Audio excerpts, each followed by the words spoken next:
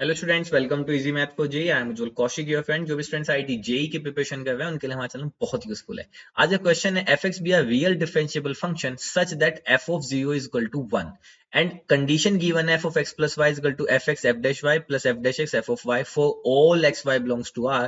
Then find out the value of log of f of n is running from 1 to 100 is equal to। तो हमें basically इसकी value find करनी है। अब देखो, बहुत इंटरेस्टिंग क्वेश्चन है।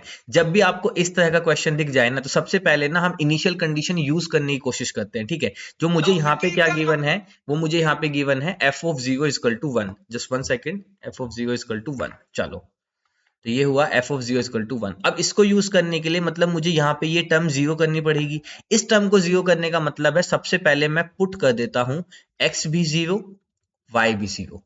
एक्स और वाई दोनों को जीरो पुट कर देता हूं, तो देखो क्या होगा। एक्स और वाई को पुट करते ही जीरो, ये F of zero this is equal to, यहाँ पे भी क्या बना, एफ ऑफ जीरो, और ये क्या बना फिर यहाँ से F dash of zero, plus यहां से बना एफ डैश ऑफ जीरो, और यहां से बना एफ ऑफ जीरो। ठीक है, अब देखो एफ ऑफ जीरो की वैल्यू कितनी है, 1, तो ये हो गया 1। दिस इज इक्वल टू, यहां से आ गया F dash of zero, plus यहां से भी 1 हो गया एफ डैश ऑफ जीरो। तो बेसिकली मेरे पास यहां से कितना आ गया कि 1 is equal to 2 times of F dash of zero. तो यहां से एफ डैश ऑफ जीरो की वैल्यू आ गई हाफ।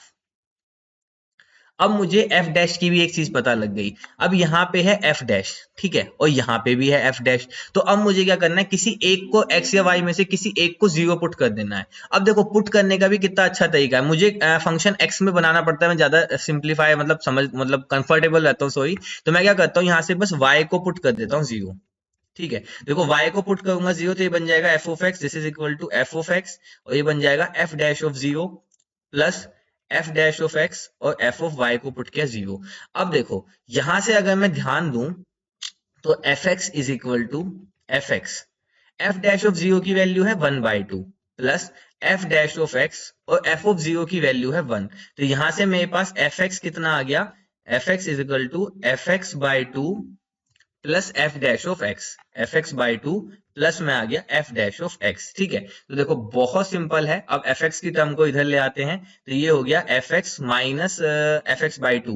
तो मेरे पास बेसिकली क्या बच जाएगा, f x by two this is equal to f dash of x. ठीक है, अब बहुत सिंपल है। अब आप लोग समझ गए होंगे क्या करना है, कुछ नहीं करना है। मैं इसको थोड़ा सिंप्लीफाई करके ऐसे लिख लेता हूं, f dash of x upon f x, and this is equal to 1/2।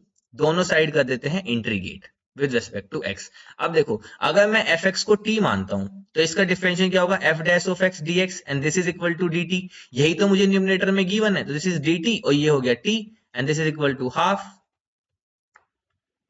ठीक है, तो ये क्या हो गया बेसिकली लॉग टी। अब टी किसको मानता है, एफ एक्स को, तो यानी कि लॉग ऑफ एफ एक्स कितना आ गया यहां से मेरा, दिस इज आ गया x by to, and plus में one constant C.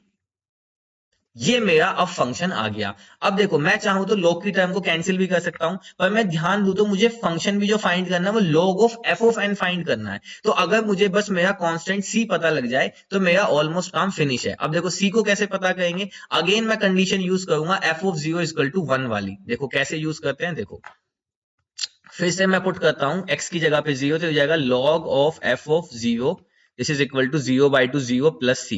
F of zero की वैल्यू कितनी है 1, तो ये हो गया log 1 is equal to c, और log 1 कितना होता है 0, तो यहाँ से c की वैल्यू हो गई 0। अब c की वैल्यू हो गई 0, तो मैं यहाँ पे लिख सकता हूँ कि मेरा log, चलो उधर ही लिखते हैं, log ऑफ एफ एक्स कितना आ गया x/2। मैं यहाँ पे लिख देता हूँ, कलर भी चेंज कर लेते हैं, log of F of x ये कितना आ गया x/2, क्योंकि यहां से मेरी c की वैल्यू कितनी हो गई 0 हो गई। ठीक है, यहां से मेरी c की वैल्यू कितनी हो गई 0 हो गई। अब देखो मुझे क्या फाइंड करना था, log of f of n, तो बस x को n से रिप्लेस कर देते हैं, तो log of f of n कितना आ गया n/2। तो बस अब मेरा ऑलमोस्ट क्वेश्चन फिनिश। मुझे summation n is equal to summation n running from 1 to 100 n/2 find करना है। अब 1/2 कांस्टेंट है, बाहर लिख देते हैं, तो मुझे summation n running from 1 to 100 n find करना है। तो मुझे फर्स्ट n नेचुरल नंबर का सम फाइंड करना है, जिसका फॉर्मूला हम जानते हैं क्या होता है, 1/2 n इंटू n प्लस 1/2। ठीक है, तो यहां से जब मैं उस फॉर्मूले को यूज करूंगा, तो बेसिकली कितना आ जाएगा मेरे पास 50/50, तो उसको डिवाइड कर देंगे तो 2525, and that is my right answer. तो 2525 option 2 is my right answer. I hope you are able to understand the video. If you have any doubt, you can ask to me into the comment box. Thank you very much. Please subscribe the channel. Be happy.